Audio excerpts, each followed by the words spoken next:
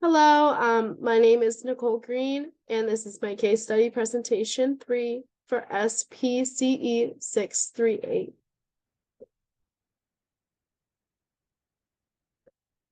So we're going to be going over the client description. So John is a 5-year-old African-American male that lives in a one-parent household with his mother. He was diagnosed with autism spectrum disorder in October of 2020. He attends ABA therapy 5 days a week for 30 hours a week. He also attends speech therapy, occupational therapy, and physical therapy. John is delayed in speech and struggles with communication, social, and adaptive skills. He resorts to maladaptive behavior, such as screaming and property disruption when wanting the attention from others. John's main form of assessment is the VB-MAP. He has mastered out of level 1 and continues to make strides in his level 2. He has mastered out of his visual perception / match to sample and continued to work on this in level 3. He has demonstrated progress with his tacting, such as tacting actions and tacting up to 25 objects. He has demonstrated generalization with the 25 tacts by being able to tact them in 3 different settings.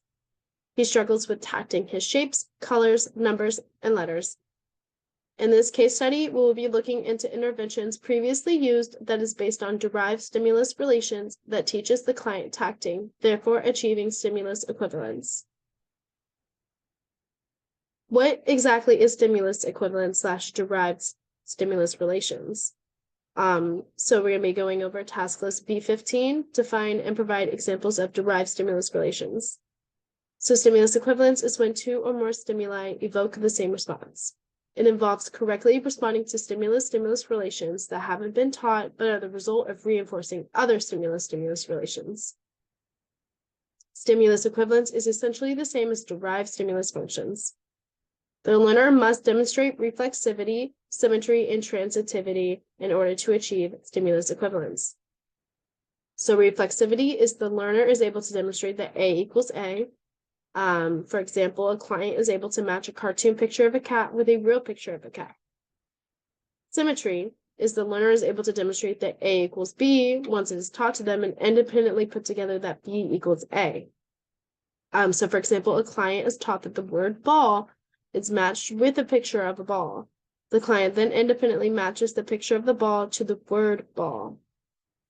And then finally, we have transitivity. The learner is able to demonstrate that A equals B and B equals C once it is taught to them and independently put together that A equals C.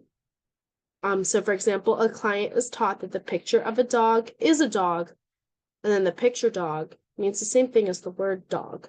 They then see a dog outside and independently put together that the word dog is the same.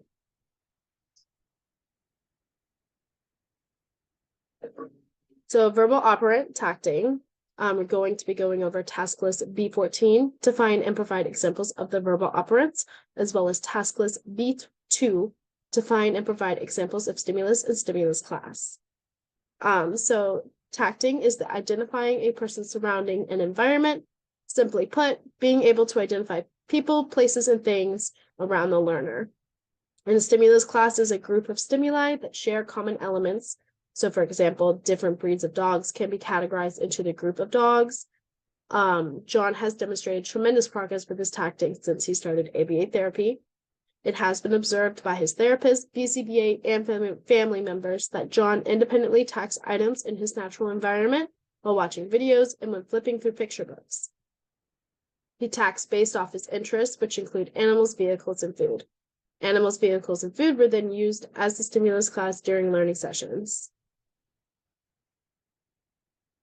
So the interventions chosen were matched to sample as well as a general tacting program.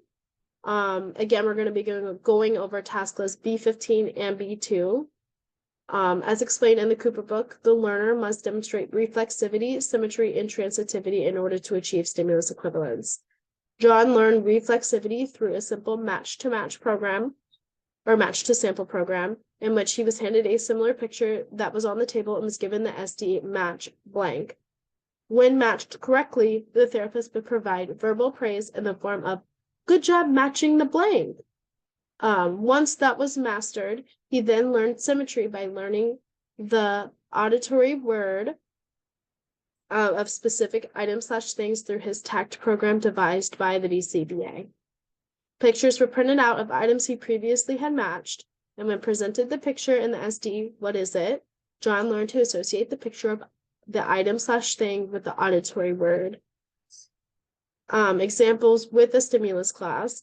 So John was first taught to match a picture of a dog with another picture of a dog.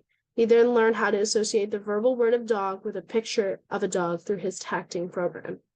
Eventually, it was seen that John started tacting various items/things in his environment outside of discrete trial training and NAT. This association was not taught to John. Rather, he made the connection through transitivity. How do we know when stimulus equivalence is reached? So stimulus equivalence, again, is reached once the learner can demonstrate the three, reflexivity, symmetry, and transitivity. John has shown that he can demonstrate all three with specific stimulus classes, such as animals, foods, and some vehicles, which we're continually working on. In regards to the example with dog, John has demonstrated complete stimulus equivalence.